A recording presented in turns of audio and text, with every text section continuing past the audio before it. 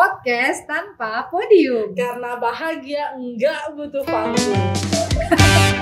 Ketawa lagi. Ya bahagia soalnya teman-teman. Karena kami mampu menepati janji. Di tempat baru. Iya, di tempat baru. Jadi udah nggak zamannya lagi lah ya, ada di kotak-kotak itu. Tapi itu membantu sebenarnya, berjasa ya, jadi sejarah podcast tanpa podium. Tapi kali ini kita ada di mana Usi? Kita saat ini ada di Kopi Baja Hitam. Punya salah satu tim cinta loh, luar biasa nggak? Berkat Tuhan sungguh luar biasa. Amin. Dia tidak hanya sekadar menyediakan tempat, kok jadi kayak hotel ya intonasinya ya, tapi juga minuman. Jadi teman-teman, kalau yang ada di Malang atau mampir-mampir ke Malang, mampir aja di Kopi Baja Hitam di Jalan Letjen S. Parman, Gang 1. Ya, Gang Siji. Gang Siji ya. Oke. Kan baru jadi orang Jawa. Cie. Jadi di situ akan ada minuman-minuman yang menyegarkan kopi lah ya, untuk Baja Hitam. Tapi kemudian tempatnya itu dekat rel kereta ya Usi ya? Iya. Jadi kalau teman-teman dengar ada ya udahlah ya. Ya. Tapi enak. Kita coba dulu. Kita coba dulu ya untuk membuktikan bahwa dia enak. Iya. Aduh, maaf ya, plastik lagi sedotan teman-teman. Tolong pecinta lingkungan jangan marahi kami ya. Kami haus dan dahaga. Jadi apapun yang disajikan kami menikmatinya. Besok-besok kami bawa sedotan itu deh, baja. Iya. Tapi bukan baja hitam. Asik masuk. Kayaknya banyak nih sponsornya nanti nih. Bukan cuma minuman, bisa. Yuk. Ya, kalau mau tahu lebih jelas lagi tentang tempat ini, nanti dikasih linknya ya, bukan begitu? Nanti menu-menunya ada di sini. Sini. Ya, silakan ya Jo ngedit ya. Aduh basah. Oke, teman-teman, kita mau bahas apa nih? Usi. Ya. Kemarin kan kita berakhir di hal yang mencemaskan ya. Iya. Enak ya Bu ya. Banget. Emang. Ya, tolonglah sponsor. Tolong. Jadi karena kemarin cemas, sekarang kita juga mau menghadirkan kecemasan. Makin cemas dong.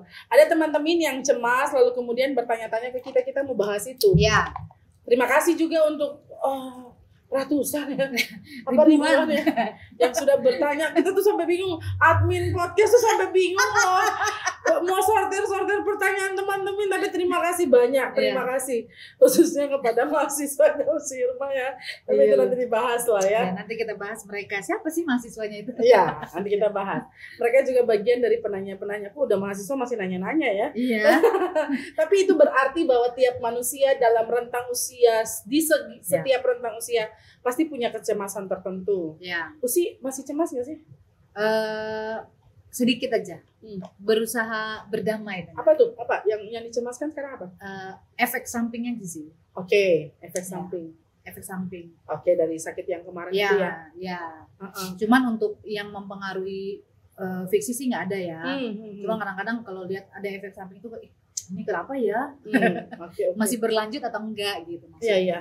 Kalau aku sih cemas ya ketika mau share itu pertanyaan itu ya, karena pasti pertanyaannya personal gitu. Karena itu juga bagian dari kecemasanku tahun ini Usi. Gila, tahun ini gue 35 tahun. Kalau umur manusia seperti pemazmur katakan 70 tahun, maka ini setengah jalan hidup. Setengah jalan hidup dalam kesendirian. Teman-teman bantu doanya ya. Karena pertanyaan pertamanya, kapan Bupen nikah? Terima kasih untuk NFO Kampus Devi. Ini Bupen yang mana ya? Ya, kapan Bupen nikah? Bisa dijawab ya. Tanggal pernikahan saya 18 Januari 2014. Bentar lagi sudah lewat ya. Selamat ya. Selamat untuk 8 tahun perjalanan. Itu 12 sama siapa? Kita bahas gak nih? Selamat ya untuk 8 tahun pernikahan. Penuh suka duka, susah senang. Hadiahnya dong? Ya, mari kita satu dalam doa. Kita berdoa untuk Pendeta Irma. Ayo teman-teman ya, doa masing-masing ya di tempat masing-masing. Nanti akan ada hadiahnya. Dari tim podcast tanpa podium ya. Itu tadi hadiah Baja Hitam. Jadi aus lagi. Kalau Kak Irma enak jawabnya. Tapi gimana 8 tahun? Menyenangkan? Ya menyenangkan lah, harus menyenangkan. Semuanya? Enggak juga. Tapi kadang-kadang setelah melewati hal-hal yang tidak menyenangkan ya jadinya disenangkan aja. Gitu. Karena ternyata dari hal-hal yang tidak menyenangkan itu ya banyak makin tahu pasangan. Banyak makin berusaha untuk memahami satu dengan yang lain gitu ya. dan apalagi sudah dikaruniai seorang anak dan kebutuhannya juga pasti sudah berbeda gitu ya.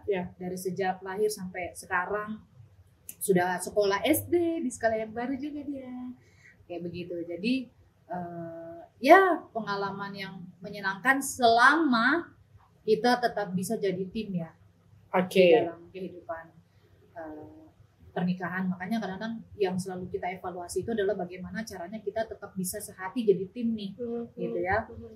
Jadi kalau kita dalam hal mengasuh anak ya suaranya cuma satu, suara papa sama mama tuh satu. Gitu kayak gitu. Walaupun pasti ada perbedaan ini ya, latar belakang kita dalam didikan orang tua masing-masing beda, tapi tetap berusaha untuk komunikasi itu yang paling penting sebenarnya di 8 tahun ini ya yang kita refleksikan. Berarti kan tidak selamanya juga pernikahan itu selalu bahagia. Betul. Tidak selamanya juga yang belum menikah selalu sedih. Betul. Dan cemas. Tidak selamanya gitu. Jadi nggak ada yang selalu sebenarnya. Dan tidak selamanya pernikahan itu adalah solusi. Ya. Gitu ya. Makanya teman-teman kayaknya orang yang tepat ini ya untuk menjawab semua pertanyaan teman-teman tuh kayak itu.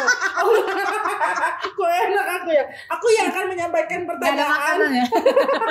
Aku makin aus lagi nih. Jadi gitu, teman-teman kita akan bahas bersama ada beberapa pertanyaan karena kalau pertanyaan Bu Stevi soal kapan mau nikah itu misteri, tolong doain aja teman-teman untuk aku ya kalau aku. Tapi yang pasti harapannya sampai ke sana ketemu pasangan yang bisa jadi tim kayak Bung Modi dan Nusi Irma. Betul, amin. Ya, lalu nanti pasti pertanyaan-pertanyaan selanjutnya kalau sudah menikah, anak kapan punya anak sudah ada satu, kapan anak adiknya ada dan seterusnya. Kasihan sendiri. Ya. Nggak akan berhenti pertanyaannya itu. Karena itu kita mau bahas satu-satunya sih. Ini bicara juga soal anak-anak muda yang apa ya? Broken heart. Iya. Kayak tadi pagi aku cari di YouTube lagu galau terkini 2021. 2021. Sampai ini lagunya siapa sih, Pe? Karena playlist gitu ya. Kayaknya kita happy aja. Kok happy ya saat galau ya, tapi intinya gitu. Ada situasi-situasi dalam relasi yang kemudian bikin kita galau. Betul. Anak muda zaman sekarang biasanya nyebutnya gitu. Ini pertanyaan dari Dala ya. Aku bacain ya Usi ya. Berbicara mengenai cinta pasti erat kaitannya dengan patah hati. Atau anak muda zaman sekarang kerap menyebutnya dengan galau. Sebagai pemuda Kristus, bagaimana kita menyikapi kegalauan tersebut bukan dengan hal-hal negatif, tetapi tetap berpengharapan kepada Tuhan. Jawab dong Kak Irma. Ini sih sebenarnya dia bertanya udah menjawab sebenarnya ya. Karena ketika dibilang menyikapi kegalauan bukan dengan hal-hal negatif tetapi tetap berpengharapan kepada Tuhan, ya jawabannya ya berpengharapan pada Tuhan. Karena kalau bicara orang mau membangun cinta, yang satu hal yang dia mesti persiapkan, dia harus siap patah hati gitu loh. Jadi jangan pernah belajar untuk mencintai orang, tapi kalau nggak siap terluka, nggak siap patah hati. Tapi jangan jadikan situasi patah hati atau galau itu sebagai alasan untuk kemudian lari ke hal-hal yang negatif. Gitu. Ya makanya circle pertemanannya mesti harus orang-orang yang support ya. Ketika sedang patah hati, dia juga nggak dibiarkan galau sendirian, gitu ya.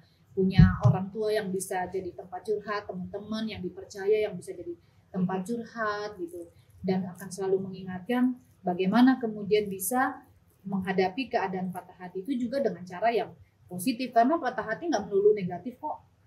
Betul sekali. Patah hati justru membuat kita belajar untuk mencintai diri kita sendiri dengan lebih baik, dan juga ya kita lebih tahu orang seperti apa yang baik buat kita ya. Karena kalau bicara orang yang terbaik itu bagaimana ya? Itu subjektif begitu ya. Kalau aku sih begitu aja sih. Ya karena banyak sekali karya yang muncul juga dari orang-orang yang patah hati. Betul. Lagu. Contohnya lagu tadi ya. Puisi dan lain sebagainya ya. Atau bahkan orang semakin giat bekerja karena dia cari tempat pelarian yang tepat gitu. Lalu pekerjaannya lebih produktif, hasilnya juga jauh lebih baik karena mungkin dia punya waktu sendiri untuk dirinya. Tapi intinya apa yang tadi Usi Irma bilang, bahwa kalau siap jatuh cinta, siap juga menikmati dampak dari cinta itu. Karena mencintai itu kan butuh pengorbanan ya. Dan orang yang kita cintai kan orang. Jadi dia bebas memilih untuk mungkin tidak bersama-sama dengan kita. Lalu dia juga punya banyak hal yang pada saatnya tidak tidak sesuai dengan apa yang kita inginkan, ekspektasi kita, lalu galau itu terjadi. Pertanyaan yang sebagai pemuda Kristus kan intinya kalau sudah tahu kita adalah pemuda-pemuda Kristus, maka kemudian kita berpengharapannya pada Kristus, meskipun memang jangan juga blaming yourself ya gitu teman-teman. Nggak apa-apa ada saatnya kita terpuruk, jatuh, lalu mungkin melakukan hal-hal negatif. Itu mungkin kayak bagian dari tahap perkembangan manusia ya. Anak, remaja, pemuda galau, dewasa gitu kan ya. Alay, ada masa-masa di mana kita nangis, curhat ke teman nggak berhenti gitu kali ya Usi ya. Ya nggak apa-apa. Tapi itu tadi sih bilang yang penting kita ketemu teman yang tepat. Atau mungkin kalau nggak punya teman kita lari ke Tuhan. Bukan karena cuman pelarian aja, tapi kita tahu dia tempat yang paling nyaman untuk kita curhat. Sebenarnya teman-teman bisa lihat sih di episode bareng dengan tim cinta ya. Kita cukup banyak bahas di situ soal cinta, soal patah hati. Bahkan salah satu yang membuat kita harus siap patah hati, kalau nggak salah waktu itu aku menjawab pertanyaannya Evan ya. Ya karena kita siapa masih ya itu ya? di mana itu anak itu ya? Nanti kita cerita tentang Evan. Kalau nggak apa-apa. Iya, karena kalau kita mencintai orang itu ya kita harus sadar kita lihat dia juga dengan mata kita, dengan hati kita yang nggak sempurna gitu ya. Jadi ya kalau kita menuntut kesempurnaan ya susah gitu ya. Makanya sudah berani mencintai ya resikonya pasti harus siap juga dengan patah hati. Itu sih dari dan bicara soal galau ya itu ya, kalau kita sungguh-sungguh mencintai kita juga bisa ikhlas dan tulus melepaskan. Betul. Lepas. Baru melepas ya. Lanjut. Pertanyaan berikutnya dari Aurelia. Banyak banget tuh sih. Jadi kayaknya kita harus ini ya. Waktu durasi. Oke.